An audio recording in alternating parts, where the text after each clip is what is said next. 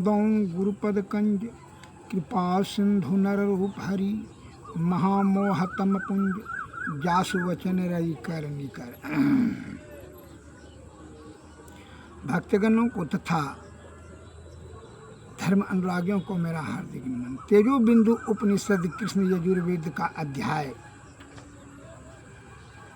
4 में यह पद आया है, भिद्यते हृदय ग्रंथि छिद्यन्ते सर्व संशयाः क्षीयन्ते चास्य कर्माणि तस्मिन् दृष्टे परावरे। अर्थात परे से परे को परमात्मा को देखने पर हृदय की ग्रंथि खुल जाती है, सभी संशय छिन्न हो जाते हैं और सभी कर्म नष्ट हो जाते हैं। सतत ध्यान की विधि से जब परमात्मा में यह सूरत सम्मिलित हो जाती है, दर्शन हो जाता है परमात्मा का सूरत को, तो हृदय की सारी ग्रंथि खुल जाती है, सभी संशय छिन्न हो जाते हैं और सभी कर्म उनका नष्ट हो जाते हैं। फिर कर्म सुकर्म कर्म कांड इस सब के चक्कर से वो परे हो जाते हैं। किसी प्रकार का उनको संदेह संदिग्ध चित्त नहीं रहता है। इसलिए कहता धीरज धर्म मित्र अरुणारी आपत्ति काल परेखिए चारी। एक पर्सिया का राजा अपनी राजकुमारी के साथ हंगरी के राजा के यहाँ अतिथि के रूप में जा रहे थे। रास्ते में एक युवक गड़ेरिया चरा रहा था। राजकुमारी की एक छोटा सा सुंदर मेमना बहुत पसंद आया। राजा ने मेमने के बदले गड़ेरिया को मुँहमांगा धन देना चाहा, पर गड़ेरिया ने कहा कि सभी भेड़ राजा का है, इन पर मेरा कोई अधिकार नहीं है। उनकी आज्ञा के बिना मैं एक भेड़ नहीं दे सकता, एक भी भेड़ नहीं दे सकता है। राजमहल पहुंचकर दोनों राजाओं में बात होने लगी। बातचीत में गड़ेरिया की चर्चा हो गई। मेजबान राजा ने मेहमान के सामने अपने गड़ेरिया की प्रशंसा करते हुए कहा कि वह बहुत ईमानदार है, बड़ा धैर्यवान है, ईमानदार है, सत्यवान है, धर्म के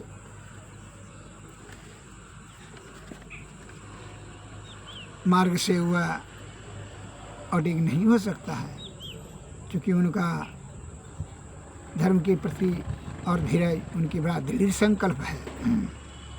अतः सत्य का वह ग्रहण किसी भी स्थिति में नहीं कर सकता है, असत्य नहीं बोलेगा। वो सत्य सदैव सत्य के मार्ग पर ही चलता है। उसने अपने गड़ेरिया सेवा का प्रशंसा कर रहे थे, तो पर्सिया के राजा ने कहा, जो तबे बिक जाता है पैसा के सामने। उसकी ईमानदारी का जो प्रशंसा किया इस प्रकार, इसीलिए उनको ईर्षा होने हुआ राजा को, मेहमान राजा को। उसने हंगरी के राजा के सामने प्रतिज्ञा किया कि मैं उससे झूठ बुलवा लूँगा, अन्यथा आधा राज हार जाऊँगा। बताइए, बात होते होते उसको ऐसा प्रतिज्ञा कर लिया। तो रात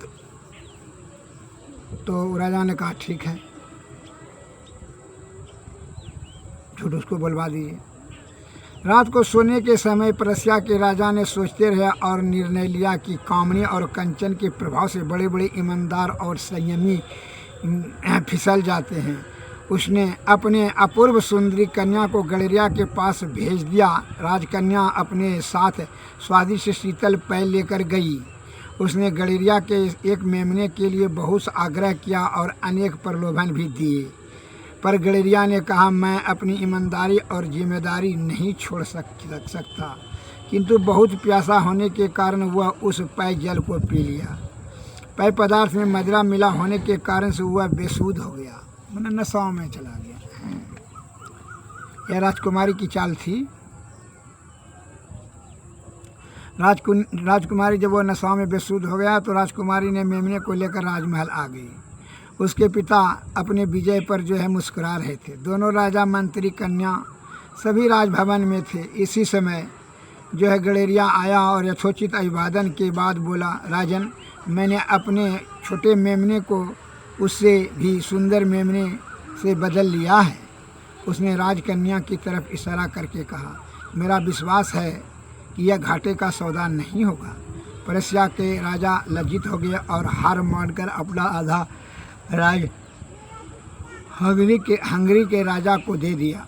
हंगरी के राजा ने गडेरिया की कर्तव्य निष्ठा के कारण जीता हुआ राज और अपने राज का एक भाग उसे सौंप दिया। अब तो गडेरिया भी राजा बन गया। पर्शिया का राजा उसकी ईमानदारी से बहुत प्रभावित हुआ और अपनी कन्या का विवाह उसके साथ कर दिया।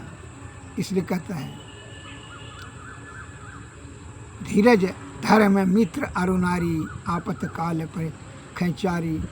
धीरज और धर्म ये केवल सत्य का मार्ग को अपनाए हुए रहा। इसको राजकुमारी से विवाह भी हो गया और राज भी मिल गया, अर्थात डायरेक्ट राजा बन गया।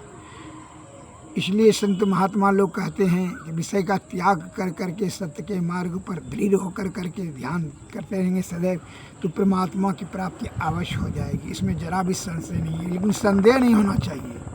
परमात्मा प्राप्ति करने में संदेह नहीं होना चाहिए। और अधीर होकर करके आप पुनः जो है आपका जो है चित्त दूषित नहीं होना चाहिए कि नहीं मिलेगा, हाँ मिलेगा, या विफल हो जाएगा, भगवान नहीं मिलेगा, मिलेगा कि नहीं मिलेगा।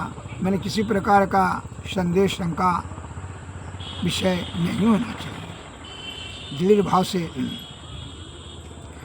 निश्चित भाव से अगर यदि ईश्वर को पुकारेंगे तो अवश्य आएगा। एक लघु कथा मैं बता रहा हूँ इस पर। एक कबूतर और कबूतरी एक विशाल वृक्ष पर बैठे हुए थे, दोनों जीव पति पत्नी।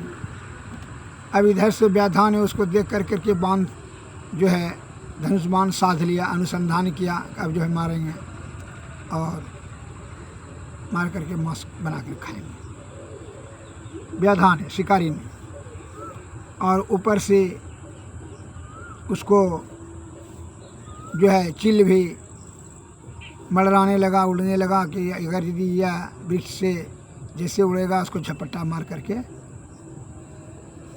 खा जाएंगे दोनों को, कबूतर को। अब तो कबूतरों ने देख लिया कि ऊपर भी मौत, नीचे भी मौत। अब तो मौत निश्चित है। शिकारी भी बाण अनुसंधान करके मारने के लिए तैयार है और ऊपर से चील भी मड़रा रहा है। आज तो मृत्यु निश्चित हो जाएगी। तो दोनों जीव ने सलाह किया कि मृत्यु को जो है भय को त्याग कर करके निसंदेह और निष्कपट और निश्चल भाव से दृढ़ संकल्प से ईश्वर को ही अब स्मरण करना होगा। इस प्रकार दोनों ने निश्चय कर लिया और ईश्वर पर ध्यान लगाए। अब मौत का जो है भूल गया, किसी प्रकार का उनको संदेह नहीं, पूरा ध्यान केंद्रित कर दिया ईश्वर के प्रति। तो जिस पर जाकर सत्य सनेहु ताकर मिलहु न कछु संदेहु। जिस पर जिसका सत्य स्नेह है उसको मिलना पड़ता है।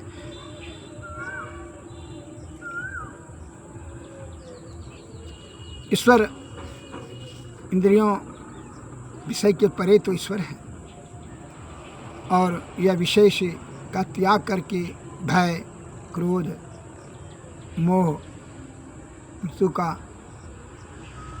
तृष्णा, संदेह, सब चीज़ त्याग कर कर ईश्वर पर ध्यान लगा दिया।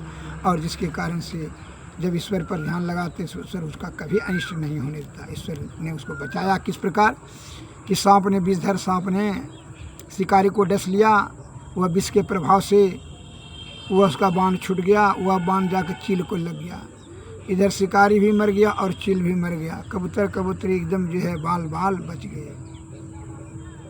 यह ईश्वर की कृपा से ऐसा संभव हुआ। अतः इसलिए कहते हैं कि ईश्वर के निकट ईश्वर की प्राप्ति हेतु संदेह विहीन होकर के विषय वासना का परित्याग करके दृढ़ संकल्प से निष्कपट, निश्चल निर्विकार मन से चित्त स्थिर कर करके ईश्वर पर ध्यान रखें, प्राप्ति उनकी निश्चित होगी, इसमें जरा भी संशय नहीं है। गडरिया ने सत्य का धारण किया दृढ़तापूर्वक, तो इनको राजा भी बन गया और राजकुमारी शादी भी हो गई। लौकिक दृष्टि से सुख या और अलौकिक भी सुख होगा सत्य के धारण करने से। श्री सद्गुरु महाराज की जय। अतः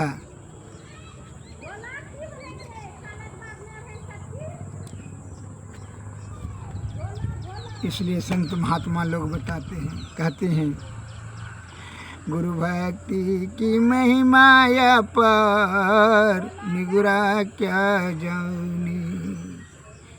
सद्गुरु की सेवा अगर निष्कपट निर्विकार निरंतर किया जाए तो उनकी कृपा से जुक्ति जानेंगे, जुक्ति से भक्ति, भक्ति से मुक्ति निश्चित होगा, इसमें जरा भी संशय नहीं है। सद्गुरु इसलिए गुरु की भक्ति की महिमा पर निगरा क्या जानी। गुरु की भक्ति अति है जीनी जैसे मकरी की तार। गुरु भक्ति की महिमा पर निगरा क्या जानी। भव जल नदिया अगम बह धरवा जिसमें 84 की धार। निगरा क्या जाने। बिनु गुरु भक्ति पड़े यम फांसी यम का खाएगा मार। गुरु भक्ति की महिमा पर निगरा क्या जाने। गुरु की भक्ति कटे जम फांसी जम के मुख पर है चार। गुरु भक्ति की महिमा पर निगरा क्या जानी। कहते कबीर सुनो भाई साधु गुरु बिनु नहीं निसता। गुरु भक्ति की महिमा पर निगरा क्या जानी। गुरु की भक्ति अति है झीनी जैसे मकरी की तार। गुरु भक्ति की महिमा पर निगरा। भव जल नदिया या गामा बह धरवा इसमें 84 की धार। निगरा क्या जानी। बिनु गुरु भक्ति पड़े जम फांसी जम का खाएगा मार। गुरु भक्ति केटे जम फांसी जम के मुख पर होगा छार। गुरु के भक्ति की महिमा पर निगरा क्या जाने। श्री सद्गुरु महाराज की जय।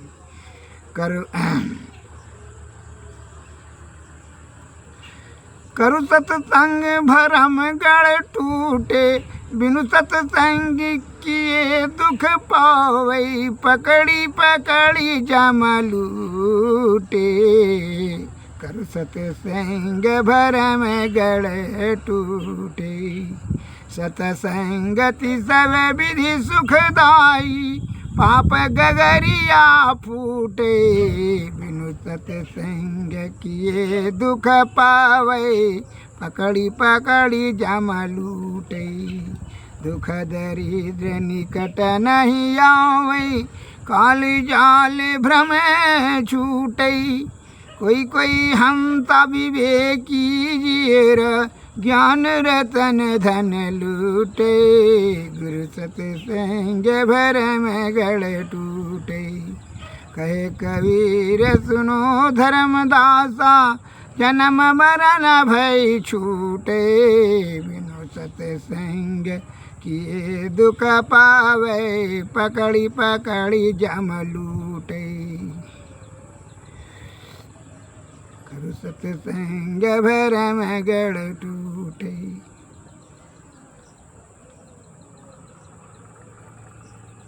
क्या मांगू कुछ थिर न रहाई, देखत नैन चल्यो जग जाई। 1 लाख पुत 1.25 लाख नाती, जा रावण घर दिया नवती। लंका सकुट समुंदर से खाई, जा रावण की खबर न पाई। सोने के महल रुपए के छाया, छोड़ी चले नगरी के राजा। कोई करे महल कोई करे टाटी, उड़ जाए हंस पड़ी रहे माटी। आवत संग ना जात संगाती, कहा भई दल बांधे हाथी। कहे कबीर अंत की बारी, जारी चैद चयो चलो जुआरी। हाथ जारी चले चला जुआरी, क्या मांगू फिर कुछ न रहाई। देखत चलो नैन जलो जग जाई। श्री सद्गुरु और तीतन मंदिर में कीजे, दृष्टि जुगल कर सन मुख दीजे। चमक बिंदु सूक्ष्म यतियो जल, ब्रह्म ज्योति अनुपम लख लीजे।